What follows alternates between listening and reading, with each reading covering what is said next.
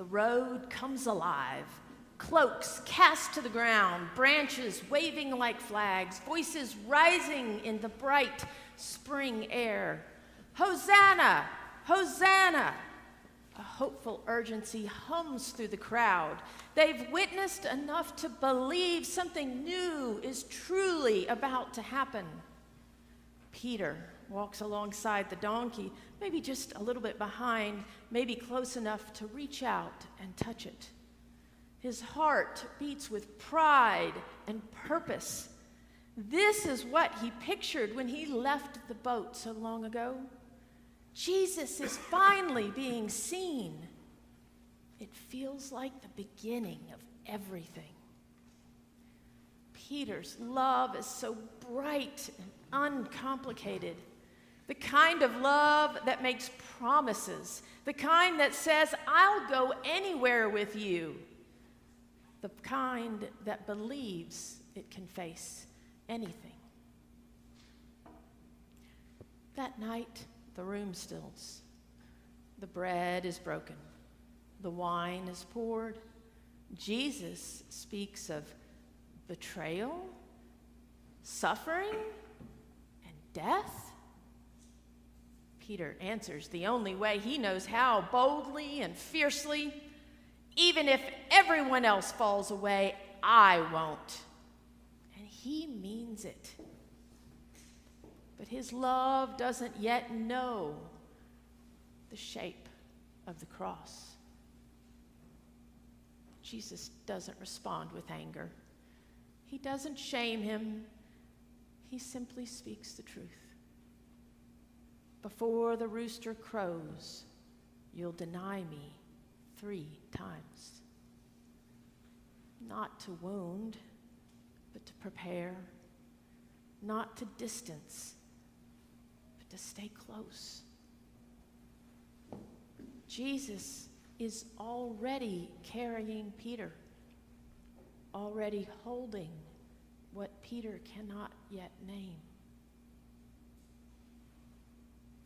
This is how Holy Week often begins, with confidence, with willingness to walk beside Jesus with good intentions and steady hearts.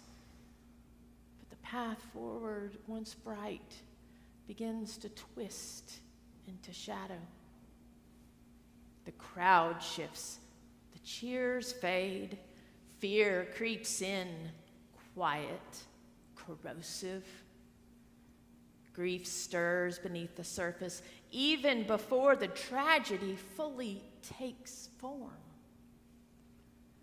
Betrayal, Peter's and so many others, is born not of hatred, but from heartbreak, from not knowing how to love when everything unravels in the face of chaos. Peter doesn't run. He follows through the garden, through the dark, into the courtyard, staying near, compelled to watch what will unfold. But love doesn't always know what to say when fear has taken hold. A voice asks, then another and a third, and each time answers fall from Peter's lips, sharp and panicked. I do not know him. I am not he. I do not know what you are talking about. The rooster cries out, breaking open the night. And Jesus turns. Their eyes meet. No words, just a look that holds all of it. The dinner, the garden, the promise, the fear. And in that look, in that moment, the veil is lifted. Peter sees it all.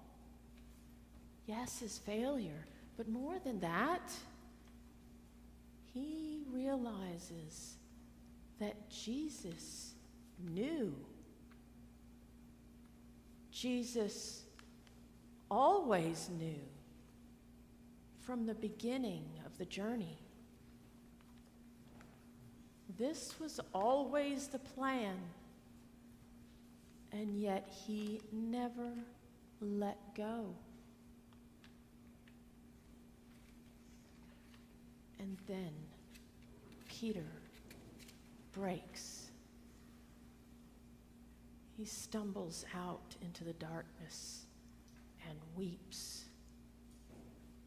Not a tear or two, not a silent sorrow, but a complete collapse. The kind of grief that steals the breath, that folds the body, that pours out when everything you believed about yourself comes completely undone.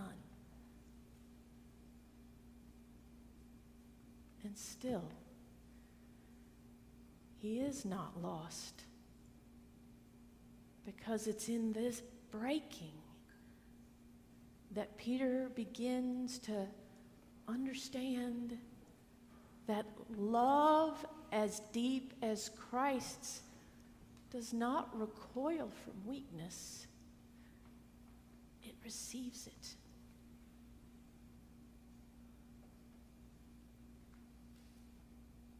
Grace is not something earned, but something revealed. Even in the ruins of Peter's loyalty, Jesus is still building something holy. This is the moment Peter begins to change. No longer just the disciple who followed bumbling along, but the one who stays. The one who will remember what it is to be broken and beloved. The one who will know how to lift others from the ground because he has wept there himself. From this moment on, Peter becomes something more than brave. He becomes wise. He who once stumbled forward in love will eventually become the rock that others lean on. This is not the end of Peter's story. In time, he will become the one to lead, to preach, to build, not because he never failed, but because he did and still found himself held by the love of Christ. God's restorative love will transform him. The story doesn't end in the courtyard, not for us and not for Peter.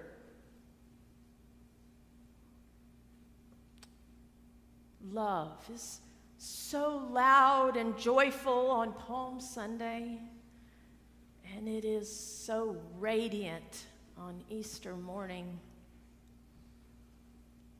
But it's the love in between, the Holy Week kind, that truly changes us. The kind that holds steady through betrayal, the kind that waits in silence,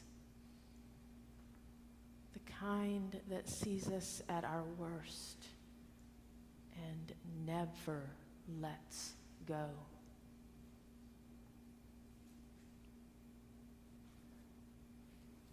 Perfection never made us beloved, and it never will. Grace takes shape in our flaws, in our faltering steps. Remember, the church itself was built on the shoulders of a man forgiven after his greatest betrayal to Jesus.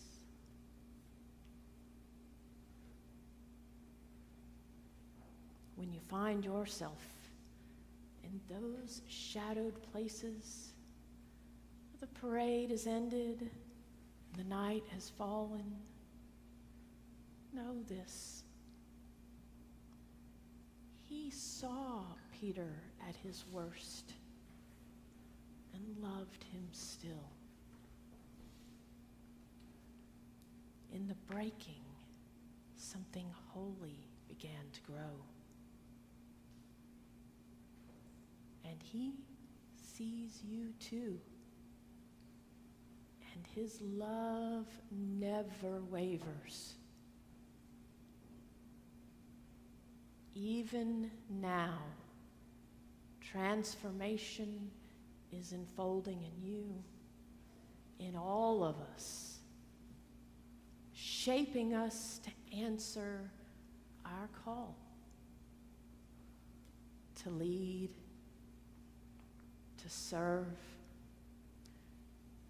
and to love.